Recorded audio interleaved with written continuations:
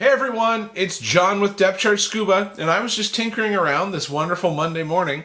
I was doing a few little things. I had to replace the SPG on this regulator setup because it's gone to my new regulator, as well as the mouthpiece. I got a custom molded one that I'm moving over to my new regulator, and I thought it would be a great time to do a quick review on this regulator. This is the Scubapro Mark II EVO with R195 second stage.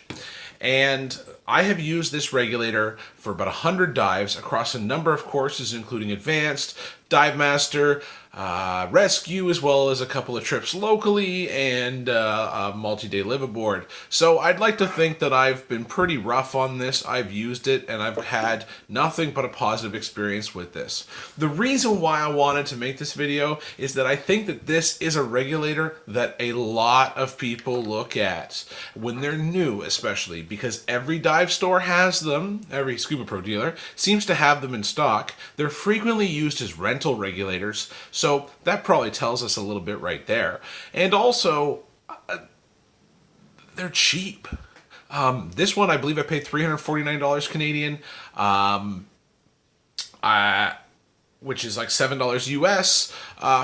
But I've seen them range from $349 to $429 Canadian for the first and second stage. I'm using an Apex Octo with this. That's just a cost-saving measure. The matching Scubapro yellow version of this R195 is actually quite expensive. I believe they're selling between $199 and $239 locally. So this was a bit of a cost-saving measure, so there's a bit of a mix and match here, but absolutely happy with this setup right here.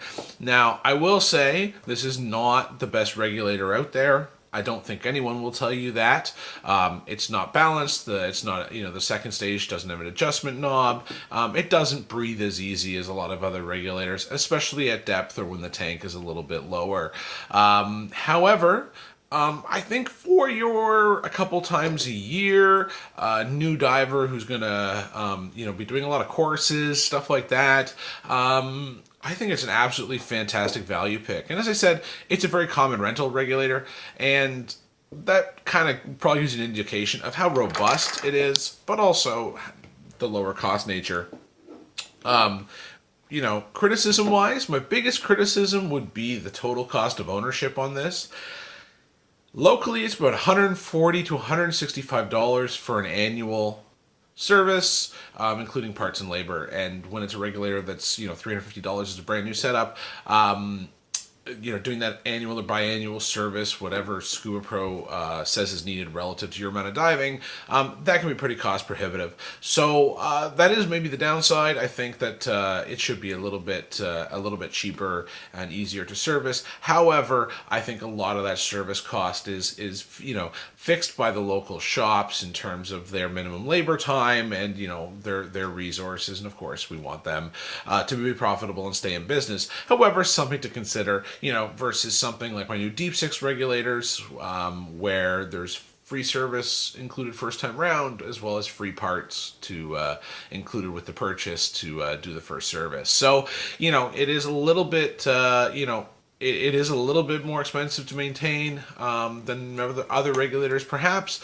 but it's a great product. I think they're incredibly robust. And as I said, if you're a new diver and you're looking for your first regulator and you think, you're not sure you're going to be going full nerd, into this and diving every day of the year and that sort of thing, I don't think there's anything wrong with picking one of these up, especially if there's an early season promotion and they come out at that $349 Canadian mark. I think they're a really great choice. As I said, I've beaten this one up and I have no complaints. I think it's a solid buy. And if you have any questions, anything like that, feel free to put it down in the comments below. My contact information is also there. Feel free to add a comment, hit the like button, subscribe, all that great stuff. Would love to hear from you. Again, this is John from Depth Chart Scuba. Thanks for watching.